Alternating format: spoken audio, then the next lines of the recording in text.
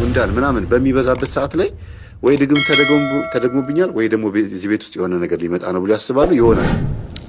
የቤተሰቦቻችሁን መንፈስ ስትስቡ መጠንቀቅ አለባችሁ። የቤተሰቦቻችሁ መንፈስ መሳብ ያለባችሁ በትክክል እናንተ ራሳችሁ በሁለት እግራችሁ ከቆማችሁ ነው። አይሳብም፣ በመሰረቱ አይሳብም፣ በፍጹም አይሳብም። እኔ ይሄን አልደግፍም። ዚግዛግ ቲዩብ ሆነ ለየት ያለ ወይ ድመት መታ ከቤት ውስጥ ካልጋ ስራ አልወጣም ካለች ወይ አይጥ መታ ማይሆን ሂጅ ከዚህ ብሎ ካባረሯት በኋላ ተመልሳ የምትመጣ ወጥመድ እየተጠመደ ወጥመዱ ማይዛት ከሆነ ጉንዳንም ይበዛ ይሄ ልፋጭ ያለው ምንድነው ቀንድ አውጣ በረሮ ዝማሚት ጉንዳን ምናምን በሚበዛበት ሰዓት ላይ ወይ ድግም ተደግሞብኛል ወይ ደግሞ እዚህ ቤት ውስጥ የሆነ ነገር ሊመጣ ነው ብሎ ያስባሉ። ይሆናል። የቤተሰቦቻችሁን መንፈስ ስትስቡ መጠንቀቅ አለባችሁ። የቤተሰቦቻችሁ መንፈስ መሳብ ያለባችሁ በትክክል እናንተ ራሳችሁ በሁለት እግራችሁ ከቆማችሁ ነው። አይሳብም፣ በመሰረቱ አይሳብም፣ በፍጹም አይሳብም። እኔ ይሄን አልደግፈውም። ግን የቤተሰቦቻችሁ መንፈስ ብዙ ዓመት መስዋዕትና ግብር የለመደ ነው። ወልደህ ከሆነ የልጆችህን መንፈስ ብትስብ ችግር የለውም። ካንተ ነው ሄደው ወደ እነሱ። ምናልባትም የጎረቤት ቡዳ ይኖራል፣ ስበት ትቀጠቅጠዋለህ፣ አቅም ይኖራል። ካንተ መወለድ በፊት ግን ብዙ ዓመት ግብር የለመደን መንፈስ ስበው ግና እና ታሰር ማለት ከባድ ነው። የዘመኗ ፍጻሜ ሆነ እንጂ የምትቀጥል ቢሆን ኖሮ ይሄ ነገር ጥሩ አልነበረም አካሄዱ። ግን ደግሞ በዚሁ በኩል ደግሞ እግዚአብሔር ልጅቷን ልታልፍ አደረጋት፣ አስተምሯታል። ለምን ነፍሷን ወደ ሲኦል ይዞት እንዳይሄድ ነው እግዚአብሔር ያስተማራት። ቶሎ ቁረቢ ያሏት ለዚህ ነው። እናትየው ማነው መነኩሴው በይ በማግስቱ ቁረቢ ብለው ያቆረቧት አይደለም። ይሄ ነው ትልቁ ነገርና የቤተሰቦቻችሁን መንፈስ እባካችሁን አትሳቡ። የልጆቻችሁን ስትስቡ መጀመሪያ እናንተ ራሳችሁ ጠንክራችሁ። ይናደዳል አንዳንድ ጊዜ እንዴት ይላል ሄጄ አልፌ ልጁ ላይ ዛር ሆኜ እንዴት መልሳ ትስበኛለች? አንቺ ላይ መተት ከነበረ የምትወልጂው ልጅ ላይ ደግሞ ዛር ሆኖ ነው የሚያልፈው። ለምን ተወልዷል። ሲወለድ ዛር ይባላል፣ ስሙ ይቀየራል። እና ሲመለስ ወደ አንቺ ሲመጣ እልከኛ ሆኖ ነው የሚመጣው። እልከኛ ሆኖና በጣም መጠንቀቅ አለባችሁ እባካችሁን። በተቻላችሁ መጠን እዛው ባለህበት ታሰር ማለት ልመዱ። ባለህበት ታሰር። ልጅቷ ዲያሪው ላይ ከጻፈችው ዲያሪውን አግኝቼዋለሁ ባይዘው ከጻፈችው ላይ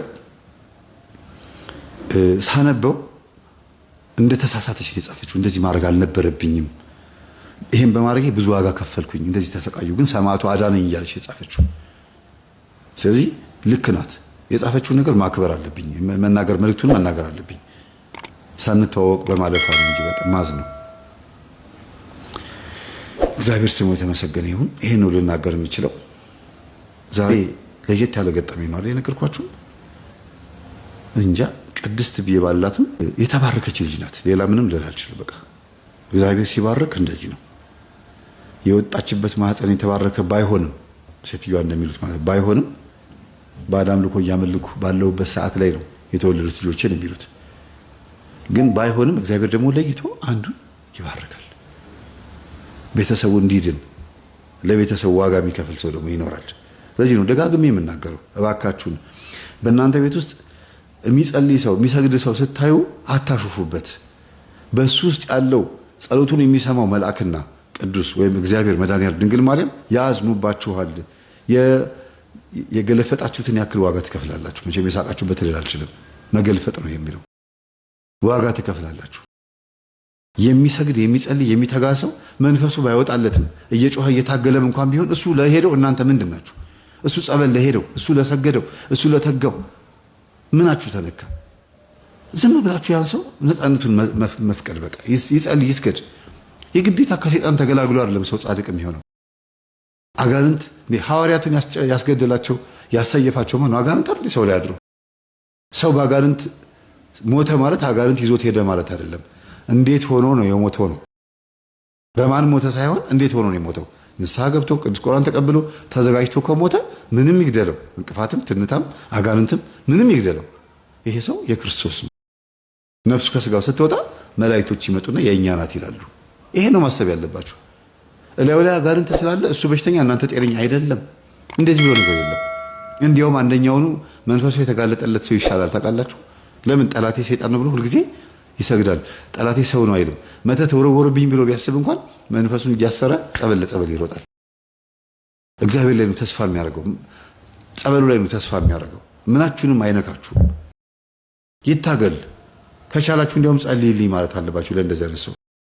አንዳንድ ኮሜንት ያለው በጣም ነው ማዝ ነው። በዚህ አጋጣሚ በእውነት እናንተም ታማችሁ እግዚአብሔር ያሳያችሁ እንዳልል የእናንተን መታመም አልፈልገውም። ለምን ሳትነቁ ከታመማችሁ ትጎዳላችሁ። የነቃ ሰው ሲታመም ይሻላል። አንዳንድ ጊዜ ኮሜንት ምን ያለው መምህር ተስፋዬ ጋር ሂጂ። አንዳንድ ሰዎች እንደዚህ ሆኜ ኢንተርቪው ሲደረጉ እንደዚህ ተደርጌ ልጅ እንደዚህ አድርጎት ነው ያሉ ኢንተርቪው ሲደረጉ ሌላ ዩቲዩብ ላይ መምህር ተስፋዬ ጋር ሂጂ ደዊ እሱ እንደዚህ ያደርግሻል እንደዚህ ያግዝሻል ብለው ሲጽፉ ከስር ኮሜንት ገብተው ምን ይላሉ? እሱ ለራሱ ባጋኑ ተይዞ ምን እሱ ላንቺ ምን ይጠቅምሻል ይላሉ። አዎ ምንም ላልጠቅማት ይችላል። የሚገርማችሁ ግን የሚጽፉት ሰዎች ምን አይነት አመለካከት ነው ያላቸው? አጋንንት ሲወጣልኝ ነው ያዩት ወይስ ሲያሰቃየኝ ነው ያዩት? ሰው ሲገላገል አይደል የሚያዩት? ወጣልኝ እፎይ ተገላገልኩ ማለት እኔ አጋንንት አመኝ ማለት ነው። በጣም እኮ የሚገርም ነው እኮ እናንተ። ሰው እኮ እንዴት ከአፉ የሚወጣው ፍሬ እንደው አያስምረውም። እግዚአብሔር ቸር ነው እንጂ ከባድ ነው። ቸር ነው፣ በጣም በእውነት ቸር ነው። እኛስ በየቀኑ እያራገፍን እየተገላገልን ነው። አዎ ራሴን በሁለት እግሬ ካላቆምኩኝ ሰው ላግዝ አልችልም። ግን ደግሞ እንደዚህም ሆኜ ሰው እያገዝኩ ነው። ሲገባ ሲይዘው ሳባረው ቅዱስ ቁርባን ባይኖር ኖሮ ጸሎትና ቅዱስ ቁርባን ስግደት ባይኖር ኖሮ በህይወት አልኖርም ነበረ። ተውት ስግደት ጸሎቱን ቅዱስ ቁርባን ባይኖር ኖሮ ጸበል ባይኖር ኖሮ በህይወት አልኖርም ነበረ ብዬ ደጋግሜ እናገራለሁ አይደል? በቃ ይሄንን እኛን የምንናገረው የምናስተምረውን ትምህርት የሚተቹ ሰዎች ቅዱስ ቁርባን ተቀብለው ያውቁ። ተቀብለውም ከሆነ በዛ እንደበታቸው ከሆነ ይሄን የሚናገሩት ማንን እየሰደቡ ማንን እየጸፉ ነው? በጥፊ እያገለገልነው ያለነውን ክርስቶስን በዛ ውስጥ ደግሞ እየተገለገሉ ያሉትን የቆረቡትን ምዕመናን በጥፊ እንደመብዛት የሚቆጠረው በጣም ነው የሚያሳዝነው። ቦታ አንዳንድ ጊዜ እንዴት ሰው ቢያንስ እንኳን ፍሬ አፍርቶ ሚዲያ ላይ ፍሬውን ይዞ እንኳን መጥቶ አያሳይም? ሁልጊዜ ሚዲያ ላይ በማውራት እኛስ የምንቀረጽበት ሰዓት አለን። ዶር ቱ ዶር የምናገለግልበት በየቤቱ ምክር አገልግሎት የምሰጥበት ሰዓት አለኝ።